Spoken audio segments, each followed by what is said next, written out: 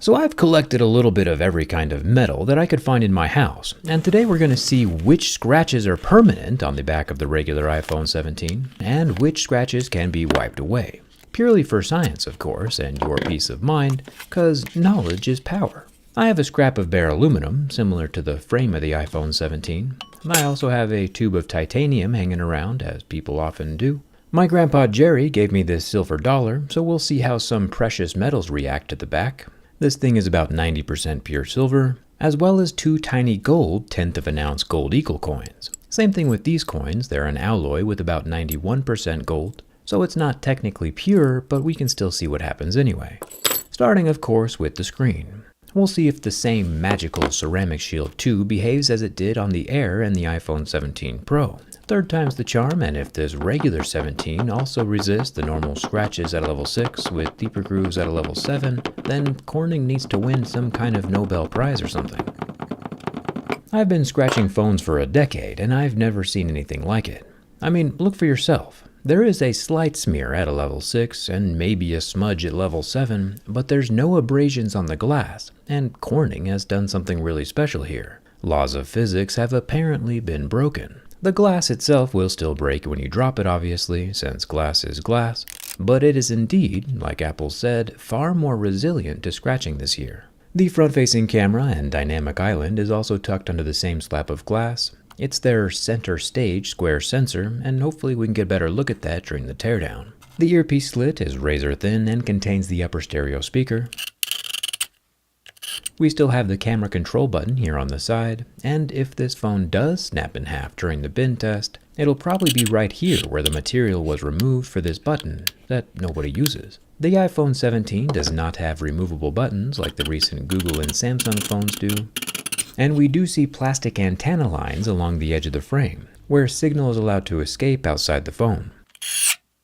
Without these antenna lines, the iPhone 17 would essentially become a Faraday cage, trapping all the signals inside. The left side of the phone has 3 more non-removable buttons and a whole lot more anodized aluminum. There's 1 more antenna line down at the bottom, along with our USB-C port that can charge up to 50% in about 20 minutes, along with the lower stereo loudspeaker, which the new iPhone Air does not have. We also have some IP68 waterproofing metal mesh over the speaker and microphone openings.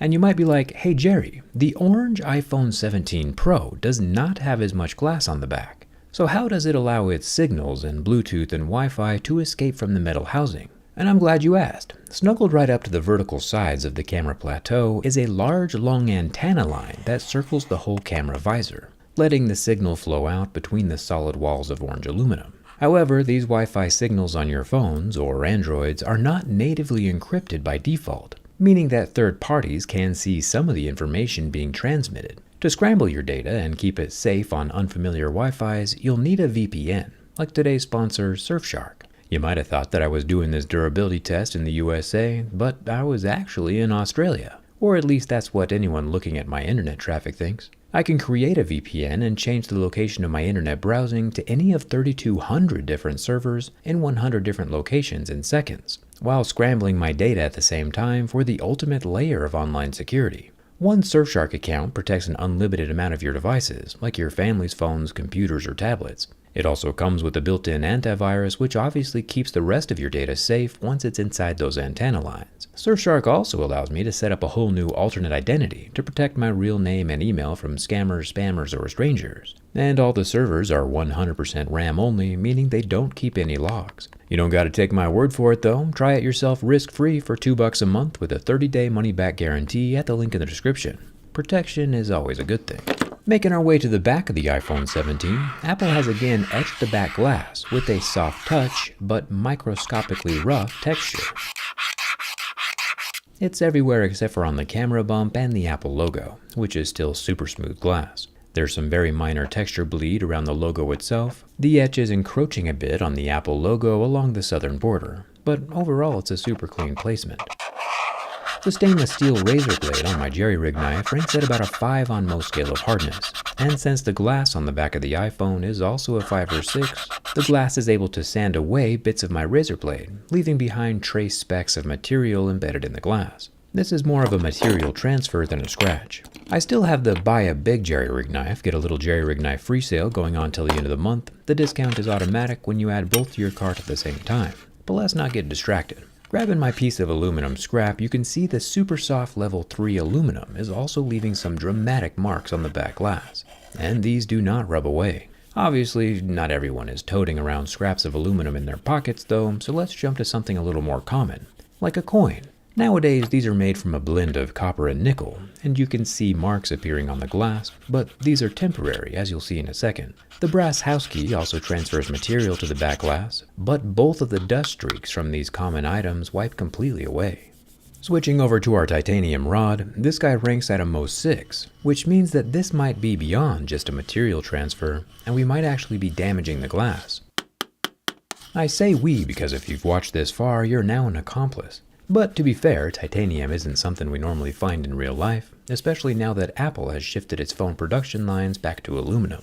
Finally, we have my 4-aught high voltage copper wire. I bought about 20 feet of this stuff back when I was working on my electric Humvee project, before I realized there was a difference between peak amperage and continuous amperage. And I really only needed 2-aught. It was an expensive mistake, but at least now we get to see what happens when 99% copper comes in contact with the textured back glass.